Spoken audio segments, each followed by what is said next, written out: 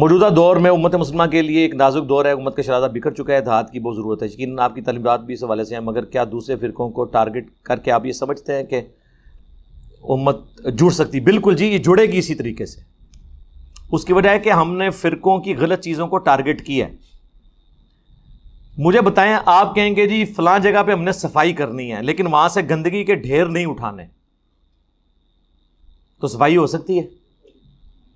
وہ ساری بو کس کی وجہ سے پھیلی ہوئی ہے؟ گندگی کے ڈھیروں کی وجہ سے۔ آپ کہنے جی یہ گندگی کے ڈھیر ہمارے بزرگوں کے لگائے ہوئے ہیں، شروع تو چلتے آ رہے ہیں، آج تک کسی کے دماغ چ نہیں آیا کہ نالا جڑا ہے دی صفائی کروائی جائے یا نالے کا رخ چینج کر دیا جائے۔ یہ ہو نہیں سکتا، اور قرآن نے یہی کیا ہے۔ قرآن جو یہ کہتا ہے نا، یا اہل الکتاب تعالوا الی کلمۃ سواء بیننا وبینکم، تو آگے بھی پڑھو نا، اللہ نعبد الا اللہ، آؤ اہل کتاب ہم اس بات پہ اکٹھے ہو جائیں جو تم میں اور ہم میں کامن ہے، کہ ہم ایک اللہ کی عبادت کریں۔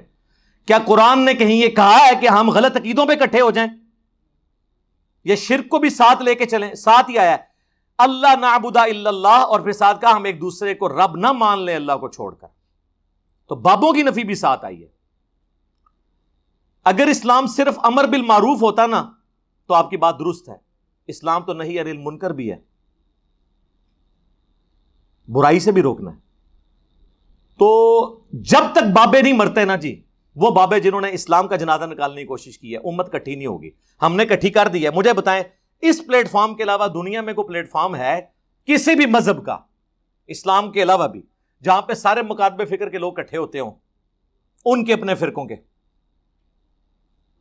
اور کہتے ہو گل ٹھیک کر رہا ہے، سانو بھی رگڑا لا رہا ہے لیکن گل ٹھیک کر رہا ہے؟ تو اتحاد امت تو کروائی ہم نے۔